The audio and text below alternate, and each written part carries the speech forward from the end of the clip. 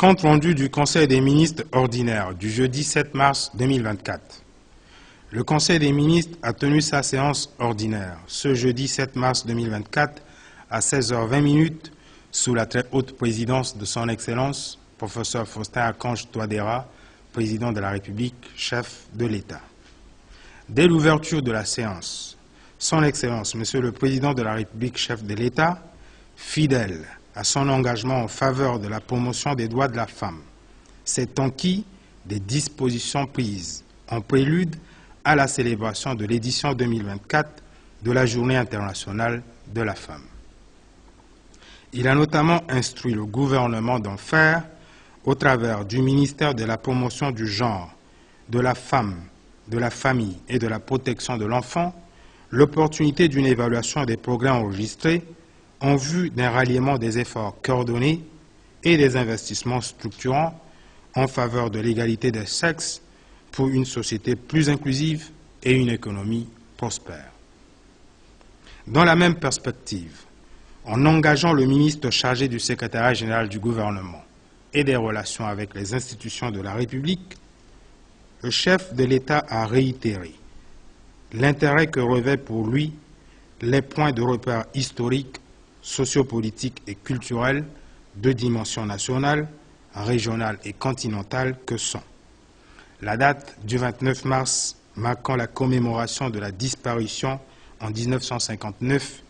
du président Barthélemy Boganda, fondateur de la République centrafricaine. La date du 16 mars, soit la journée de la CEMAC, marquant la commémoration de la signature en 1994 du traité instituant la Communauté économique et monétaire de l'Afrique centrale. La date du 30 mars,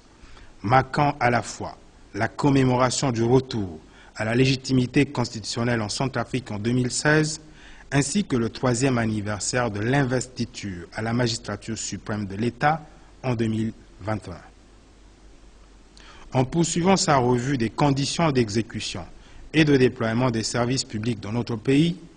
le chef de l'exécutif a pris connaissance des actions entreprises et des contraintes apparues dans le cadre de la poursuite des objectifs en matière de développement du réseau routier, notamment en ce qui concerne l'attribution et l'exécution des contrats relatifs au segment Mbaïki-Bosongo-Bangui du projet du corridor 13, les préoccupations liées à la poursuite des travaux de réhabilitation des principales artères de la ville de Bangui et l'aménagement en cours de l'axe Dekwa-Kagabando. Le président de la République a alors demandé au ministre chargé de l'équipement et des travaux publics de relever toutes les difficultés enregistrées en vue de la mobilisation des moyens nécessaires à la relance des activités, particulièrement en ce qui concerne les voiries urbaines de Bangui. Conformément à l'intérêt primordial qu'il accorde à l'accès à l'éducation, ainsi qu'à l'amélioration de la qualité et de l'efficacité de l'enseignement fondamental, son Excellence, Monsieur le Président de la République, chef de l'État, a entendu le ministre d'État chargé de l'Éducation nationale et le ministre chargé de la fonction publique et de la réforme administrative par rapport à l'exigence d'une application transparente et intégrale, d'une part, de la décision d'intégration dans la fonction publique d'un effectif de 1500 enseignants et, d'autre part, des orientations visant à constituer et renseigner une base de données de candidature et de profilage à des fins de planification et d'intégration dans la fonction publique dans l'ensemble des secteurs. Tout en prenant acte de l'édiction par Monsieur le Premier ministre chef du gouvernement d'un arrêté portant création d'un comité stratégique chargé du recrutement des jeunes diplômés dans la fonction publique centrafricaine, le chef de l'État a réitéré la nécessité du respect de deux principes fondamentaux, à savoir le principe d'intégration progressive des candidats selon l'ordre croissant des promotions des diplômés et le principe d'une gestion prudente et optimale dans l'allocation des ressources humaines. Sur le sujet, le président de la République a fait observer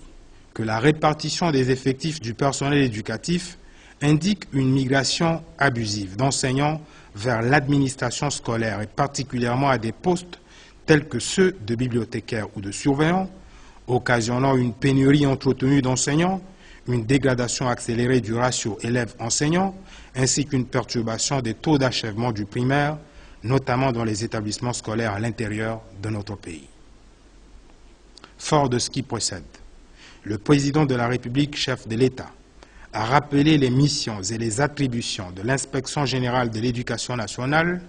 qui commande impérativement de contribuer à la production d'un rapport de contrôle dans les inspections, les circonscriptions et les secteurs scolaires, au fin, le cas échéant, de faire prendre en liaison avec le ministre chargé de la fonction publique et de la réforme administrative et le ministre chargé des Finances et du Budget les mesures disciplinaires et proportionnées qui s'imposent, entendu que le système éducatif, en tant que clé de voûte pour le relèvement de l'indice du développement humain, doit tirer un meilleur profit du dividende de la paix en consolidation dans la 7e République. En plus des communications spéciales de son Excellence, Monsieur le Président de la République, chef de l'État, le déroulement de la séance du Conseil, siégeant sous sa très haute présidence, a été articulé selon un ordre du jour structuré ainsi qu'il suit. 1. Les dossiers à examiner. 2. Les communications ministérielles. 3. Les divers. L'établissement de l'ordre du jour précité a été précédé de la présentation, avec l'autorisation de son Excellence, Monsieur le Président de la République, chef de l'État, par le ministre chargé du secrétariat général du gouvernement et des relations avec les institutions de la République, de la position des membres du gouvernement absents. Cela a donné lieu à un rappel des usages protocolaires et de réciprocité dans le cadre des missions à l'étranger. Au titre des dossiers à examiner, ministère de la fonction publique et de la réforme administrative, autorisé par son Excellence, Monsieur le Président de la République, chef de l'État, à prendre la parole, le ministre chargé de la fonction publique et de la réforme administrative a soumis à l'examen du Conseil le projet de loi autorisant la ratification de la Charte africaine sur les valeurs et les principes du service public et de l'administration. Le ministre a indiqué que la Charte africaine sur les valeurs et les principes du service public et de l'administration a été adoptée à la 16e session ordinaire de la conférence des chefs d'État et de gouvernement à Addis Abeba le 31 janvier 2011 et entrée en vigueur le 23 juillet 2016.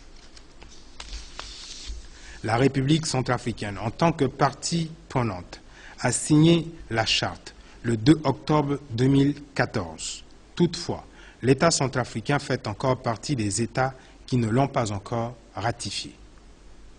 Soucieux de faire de l'administration publique la locomotive qui conduit nos États vers le développement durable, les chefs d'État et de gouvernement de l'Union africaine ont adopté cette charte afin d'assurer la modernisation du service public, la participation effective des usagers au processus administratif, la promotion des valeurs morales inhérentes aux activités des agents du service public, l'harmonisation des procédures administratives entre les États membres, afin de faciliter et accélérer l'intégration régionale. Ainsi, cette charte s'applique aux obligations de service de l'administration publique, au code de conduite des agents du service public, aux droits des agents du service public, à la valorisation des ressources humaines. Compte tenu du rôle déterminant de la modernisation administrative et surtout de son impact sur le développement durable de la République centrafricaine, le ministre a sollicité du Conseil l'adoption du dit projet de loi de ratification. Après en avoir débattu, le Conseil a marqué son accord et a adopté le dit projet de loi. Il sera transmis à l'Assemblée nationale pour examen et adoption. Ministère des Mines et de la Géologie. Invité par son Excellence, Monsieur le Président de la République, chef de l'État, à prendre la parole, le ministre chargé des Mines et de la Géologie a soumis 7 dossiers à l'examen du Conseil. Le premier dossier est le projet de décret portant attribution de 3 permis de recherche à la société Mirildiz. Le ministre a affirmé que Mirildiz est une société anonyme au capital social de 20 millions de francs CFA, immatriculée au registre du commerce et de crédit immobilier et qui a satisfait à toutes les conditions requises pour l'obtention des permis miniers conformément au texte en la matière. À cet effet, le ministre a sollicité l'accord du Conseil pour l'adoption de ce projet de décret. Après examen et discussion, le Conseil a marqué son accord et a adopté le dit projet de décret. Il sera soumis à la signature de son Excellence, Monsieur le Président de la République, chef de l'État. Les 3 dossiers suivants, soumis par le ministre à l'examen du Conseil, sont le projet de décret portant attribution de 2 permis d'exploitation industrielle de petites mines à la société Cal Mining, le projet de décret portant attribution de 2 permis d'exploitation industrielle de petites mines à la société Wai Investment et le projet de décret portant attribution de 2 permis de recherche à la société Dieu est grand. Le ministre a affirmé que ces 3 sociétés, qui ont leur siège à Bangui, sont immatriculées au registre du commerce et de crédit immobilier et ont adressé leurs demandes respectives conformément aux dispositions de l'article 30 du décret numéro 09.026 du 30 avril 2009 fixant les conditions d'application de la loi numéro 09.005 du 29 avril 2009 portant code minier de la République centrafricaine. Ayant satisfait à toutes les conditions requises pour l'obtention de ces permis d'exploitation industrielle de petites mines, en s'acquittant des frais afférents exigibles conformément à la réglementation minière en vigueur, le ministre a sollicité l'accord du Conseil pour l'adoption de ces projets de décret. Après examen et discussion,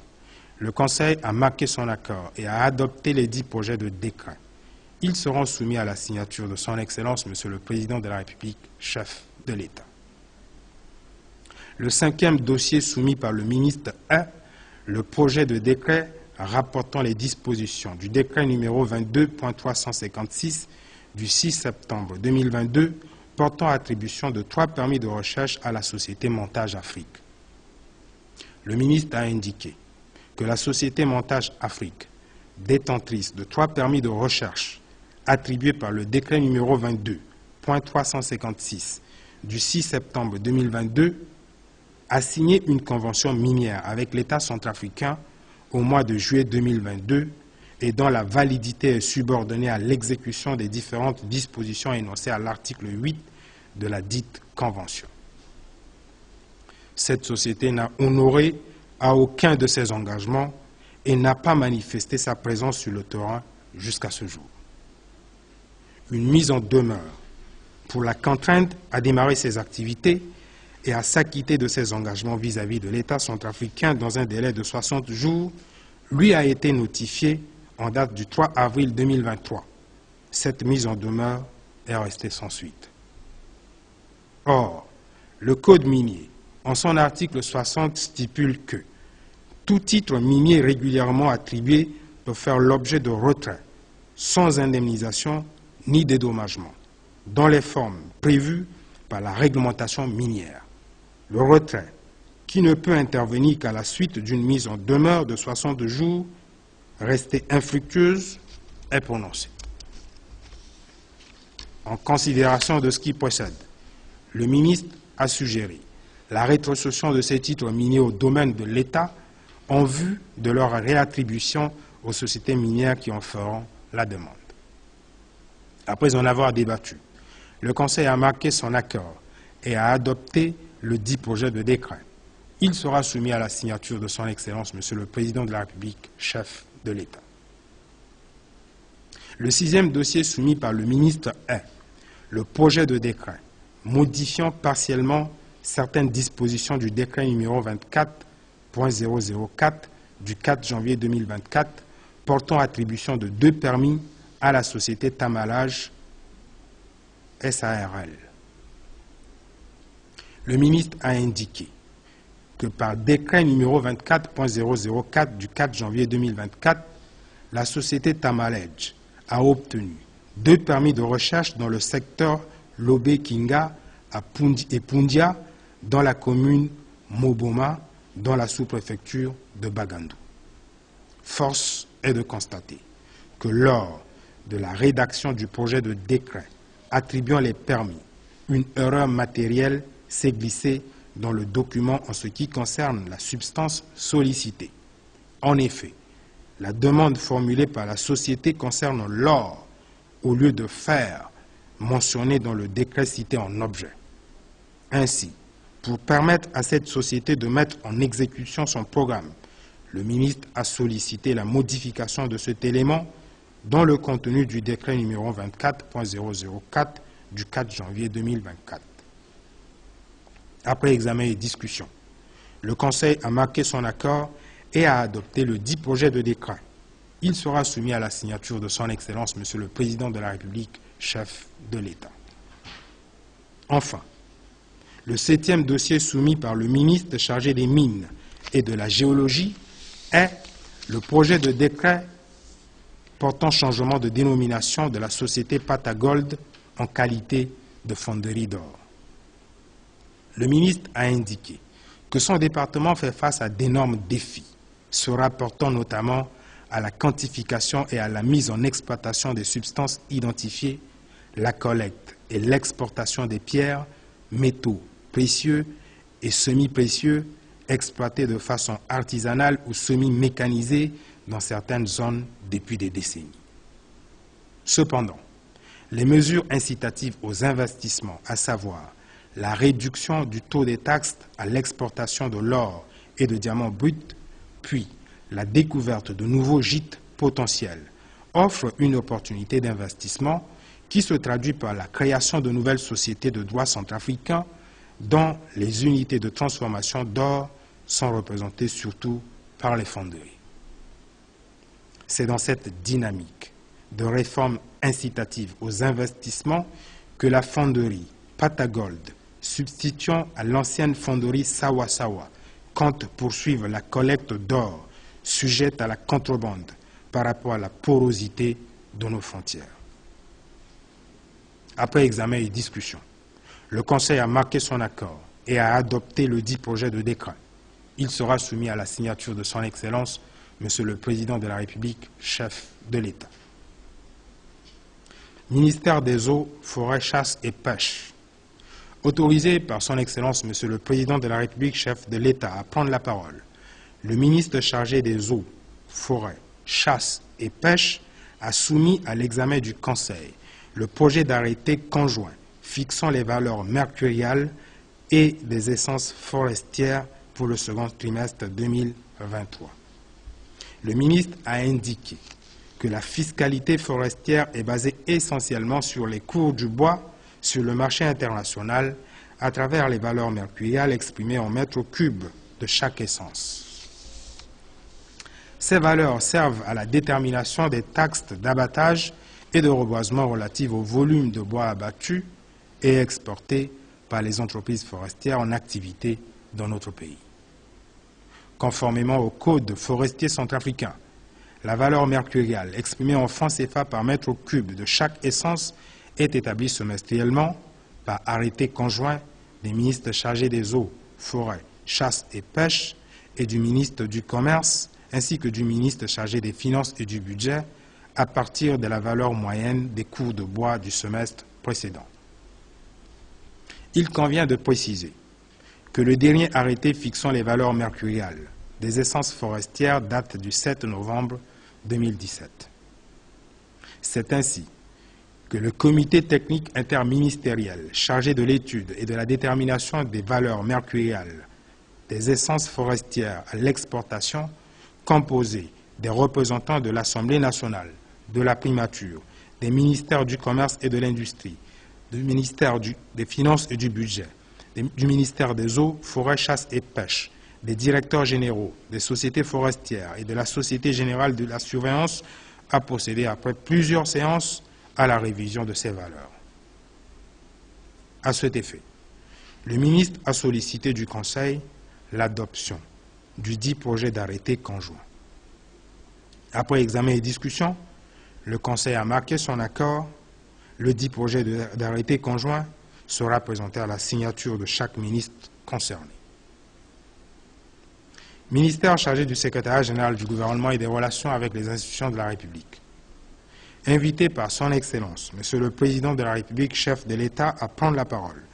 le ministre chargé du secrétariat général du gouvernement et des relations avec les institutions de la République a soumis à l'examen du Conseil un dossier assorti d'un budget relatif à la célébration du 29 mars, marquant le 65e anniversaire de la disparition du président fondateur de la République centrafricaine, Barthélemy Boganda. Le ministre a affirmé qu'à l'occasion de cette commémoration, différentes manifestations, incluant des offices religieux, des activités artistiques et culturelles, sont prévues pour se dérouler sur 3 sites, notamment à Bangui, à Bobangui et dans la sous-préfecture de Boganda. Afin de permettre au Comité national des fêtes de disposer des ressources nécessaires et suffisantes pour cette commémoration qui sera la première depuis l'avènement de la 7e République, le ministre a sollicité du Conseil l'adoption du projet de budget. Après en avoir débattu, le Conseil, tout en marquant son accord pour la commémoration, a demandé au ministre chargé des Finances et du Budget de donner une suite favorable à la mise à disposition des ressources nécessaires à l'organisation de l'événement. Ministère de la Communication et des Médias. Autorisé par son Excellence, Monsieur le Président de la République, chef de l'État, à prendre la parole, le ministre chargé de la Communication et des Médias, porte-parole du gouvernement, a soumis 2 dossiers à l'examen du Conseil. Le premier dossier porte sur la situation globale du service d'information du gouvernement, le SIG. Le ministre a précisé que le SIG, créé en 2019 en vue d'assurer la visibilité de l'action gouvernementale, est placé stratégiquement sous l'autorité de Monsieur le Premier ministre, chef du gouvernement, et opérationnellement sous la responsabilité du ministre chargé de la Communication et des Médias, porte-parole du gouvernement. La mission du SIG est d'assurer une veille médiatique, de coordonner les activités interministérielles de communication et de valoriser l'action du Premier ministre. Le ministre a soutenu que les résultats affichés par le système d'information du gouvernement contrastent avec les objectifs assignés et avec la prise en charge budgétaire de la structure. À cet effet, le ministre, en préconisant la création d'une cellule de veille communicationnelle, a sollicité de rapporter le texte portant création du système d'information du gouvernement. Le Conseil en a pris acte. Le deuxième dossier soumis par le ministre porte sur la célébration de la journée du 30 mars 2024, marquant le 3e anniversaire de l'investiture du 2e mandat du président de la République, chef de l'État.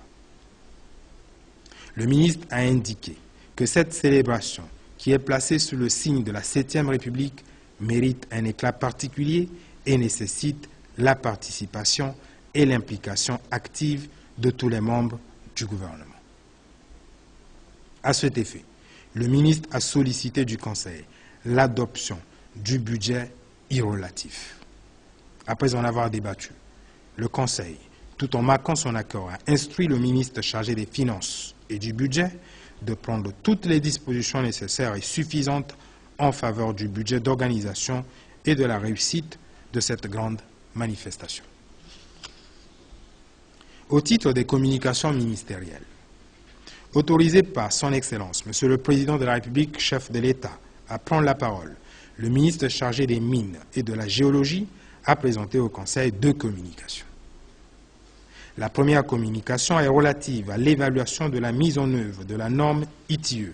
entendue Initiative pour la transparence dans les industries extractives en République centrafricaine.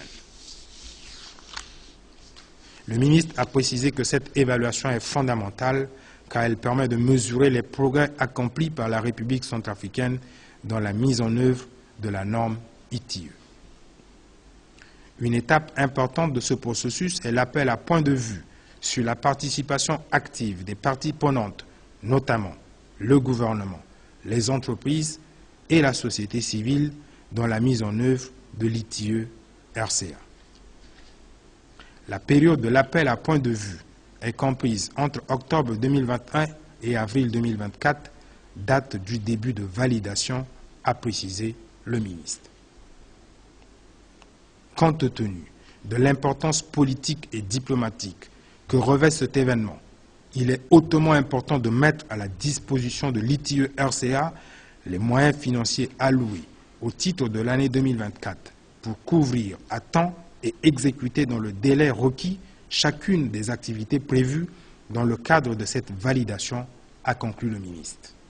Le Conseil en a pris acte. La deuxième communication du ministre des Mines et de la Géologie porte sur le règlement des arriérés de cotisation de l'APDA. Le ministre a affirmé que la République centrafricaine est membre de l'Association des pays producteurs de diamants africains, en abrégé ADPA, depuis sa création en novembre 2006 à Luanda, en Angola. Les objectifs recherchés de cette association sont la coopération et l'assistance mutuelle entre les États membres en matière de politique et de stratégie dans les domaines de la prospection, de l'exploitation, de la production, de la taille et de la communication des diamants. Depuis 2022, l'ADPA est en restructuration avec des projets intégrateurs régionaux et la création d'un conseil des affaires de l'ADPA sous les organisations de coopération régionale telles que les conseils des affaires de BRICS, le conseil des affaires de l'Union africaine, qui sont des opportunités dont notre pays pourrait bénéficier en étant membre régulier dans le versement de ces cotisations. De ce qui précède, le ministre a sollicité du Conseil l'appurement, du moins le versement d'un acompte sur les arriérés de cotisation de notre pays, aux fins d'éviter toute sanction qui pourrait indubitablement avoir des conséquences néfastes sur le secteur minier. Après cette présentation, le Conseil a instruit le ministre chargé des Finances et du Budget de prendre les dispositions nécessaires et suffisantes pour l'appurement de ces arriérés. Autorisé par son Excellence, Monsieur le Président de la République, chef de l'État, à prendre la parole, le ministre chargé du Commerce et de l'Industrie, en lieu et place du ministre chargé de l'Économie, du Plan et de la Coopération internationale en mission, a rendu compte au Conseil des travaux de la 41e session ordinaire du Conseil des ministres de l'Union économique de l'Afrique centrale. Le ministre a indiqué que Bangui a abrité les travaux de la 41e session du Conseil des ministres de l'Union économique de l'Afrique centrale qui s'est tenue le 22 février 2024. Cette session a porté essentiellement sur l'examen du budget de l'exercice 2024 des institutions de la CEMAC. Aussi, elle a statué sur les textes concourant à l'approfondissement de l'intégration de la sous-région et les mesures prises par la commission de la CEMAC lors de la 41e session tenue le 30 octobre 2023 à Bangui. Les principales résolutions sont l'arrêt du budget de la communauté en ressources et emplois à la somme de 90 584 287 669 francs CFA en 2024 contre 72 187 262 433 francs CFA en 2023. Les notes d'information portées à l'attention du Conseil concernant notamment les mesures consécutives à l'audit sur la gestion administrative et financière ainsi que des ressources humaines de septembre 2023 et la célébration du trentenaire de la CEMAC le 16 mars 2024, ainsi que l'état des arriérés par pays de la taxe communautaire d'intégration en abrégé TCI, ainsi que l'appel aux États membres non à jour de leur contribution à faire des efforts pour l'appurement des arriérés agrégés qui s'élèvent à 54 105 000 francs CFA. En prenant acte, le Conseil a décidé, en ce qui concerne la célébration de la journée de la CEMAC, de constituer sans délai une équipe interministérielle d'organisation et d'instruire le ministre chargé des Finances et du Budget aux fins de mobiliser des ressources correspondant à un budget d'un montant estimé à 14 millions de francs CFA. Autorisé par son Excellence, Monsieur le Président de la République, chef de l'État, à prendre la parole, le ministre chargé du Secrétariat général du gouvernement et des relations avec les institutions de la République, en lieu et place du ministre chargé de l'administration du territoire, de la décentralisation et du développement local en mission, a rendu compte au Conseil des activités de l'opération Kwati-Kodro. Le ministre a informé le Conseil que le samedi 2 mars 2024, soit en l'absence de son Excellence, Monsieur le Président de la République, chef de l'État en mission à l'étranger, les activités de l'opération Kwati-Kodro se sont encore bien déroulées dans les arrondissements de Bangui ainsi qu'à Bimbo et Bégua, avec l'implication de Monsieur le Premier ministre, chef du gouvernement, de plusieurs membres du gouvernement, de la Direction générale de protection civile, de l'Office national du matériel, de la police nationale, de la police municipale des 3e et 8e arrondissements, des forces spéciales rwandaises, des associations affiliées à l'opération Kwati-Kodro et la communauté éducative. Les activités d'assainissement et de salubrité ont permis de procéder au ramassage des ordures et au curage des caniveaux, au nettoyage et au lavage, ainsi qu'au déguerpissement des vendeurs installés irrégulièrement aux abords des voies publiques. Le Conseil en a pris acte. Autorisé par son Excellence, Monsieur le Président de la République, chef de l'État, à prendre la parole, le ministre chargé des Transports et de l'Aviation civile a présenté 2 communications au Conseil. La première communication rend compte de la 5e réunion du comité des ministres de l'Agence de supervision de la sécurité aérienne en Afrique centrale, en abrégé ASA-AC. Le ministre a affirmé que la 5e session ordinaire du comité des ministres de l'Agence de supervision de la sécurité aérienne en Afrique centrale s'est tenue le 29 février 2024 sous la conduite de son président, le ministre chargé des Transports et de l'Aviation civile de la République centrafricaine. Cette session était précédée par la 7e réunion du comité de direction, présidée par le président du comité des directeurs généraux de l'ASA-AC, le directeur général de l'Autorité nationale de l'aviation civile de la République centrafricaine. Les mesures prises visent à rationaliser et assainir le cadre juridico-institutionnel du secteur de l'aviation, à améliorer la gestion du secteur et à accroître le niveau et l'efficacité de la navigation aérienne internationale et la sûreté de l'aviation civile, a soutenu le ministre. La 2e communication du ministre chargé des Transports et de l'Aviation civile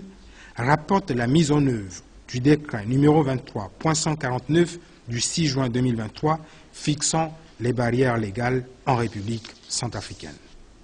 Le ministre a fait noter que 4 barrières ont été laissées en place pour des raisons économiques et sécuritaires à la sortie est de Bambari. En concluant sa communication, le ministre a fait remarquer que les 3 ports de Mobile n'avaient pas été pris en compte dans le décret numéro 23.149 du 6 juin 2023. Le Conseil en a pris acte.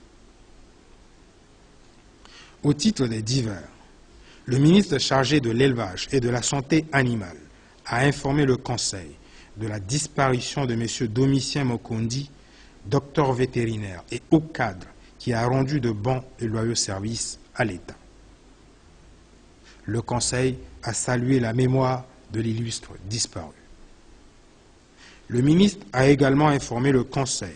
que les membres du gouvernement seront invités à une visite guidée prévue le samedi 9 mars 2024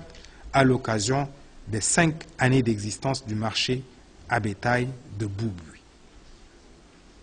Le ministre chargé des petites et moyennes entreprises et de la promotion du secteur privé a exprimé une profonde reconnaissance à l'endroit de son Excellence, Monsieur le Président de la République, chef de l'État, qui a rehaussé de sa présence à la cérémonie d'ouverture du Salon national de l'entrepreneuriat féminin qui s'est déroulé le 4 mars 2024 à Bangui.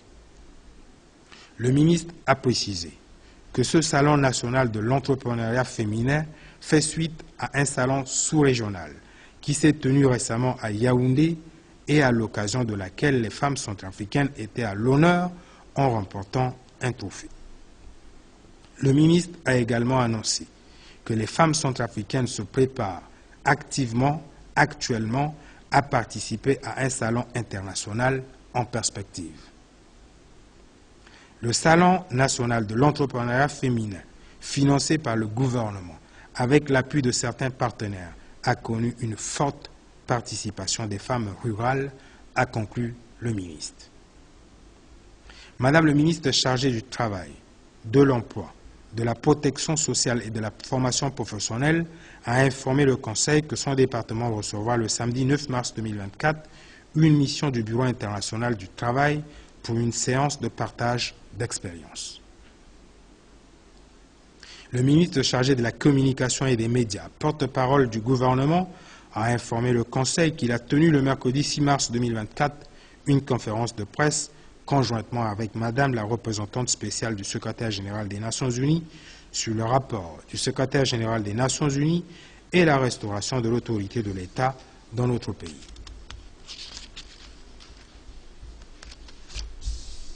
Le ministre a également informé le Conseil d'une part de la réception d'un don de la MINUSCA en équipement de communication et de bureau et d'autre part de la première réunion du comité de préparation du 30 mars 2024, réunion qui se tiendra le vendredi 8 mars. Le ministre d'État chargé de l'Éducation nationale a informé le Conseil de la visite conjointe qu'il a effectuée avec son Excellence, Monsieur l'ambassadeur de la Russie, sur le site de construction d'un complexe scolaire situé sur la route de Boali. Le ministre d'État a aussi informé le Conseil d'une audience qu'il a accordée à son Excellence, Monsieur l'ambassadeur de la République populaire de Chine, en vue de relancer le projet de construction d'un lycée technique professionnel encore sur la route de Boali. Selon le ministre d'État, le début des activités de construction reste subordonné à la mise à disposition de l'Office national du matériel des ressources nécessaires et suffisantes à des travaux de terrassement sur le site. Le Conseil a engagé le ministre des Finances pour la mise à disposition des ressources nécessaires. Le ministre chargé de l'équipement et des travaux publics a informé le Conseil par rapport au report du lancement du projet communautaire PADAC en ce qui concerne la partie congolaise des travaux. Le ministre a également informé le Conseil du prochain lancement officiel du chantier de construction de l'axe Ndélé-Birao et du projet du corridor 13. L'ordre du jour étant épuisé, son Excellence, Monsieur le Président de la République, chef de l'État, a levé la séance à 18h18. Faite à Bangui, le 8 mars 2024, le ministre chargé du secrétariat général du gouvernement et des relations avec les institutions de la République, Ernest Mada. Je vous remercie.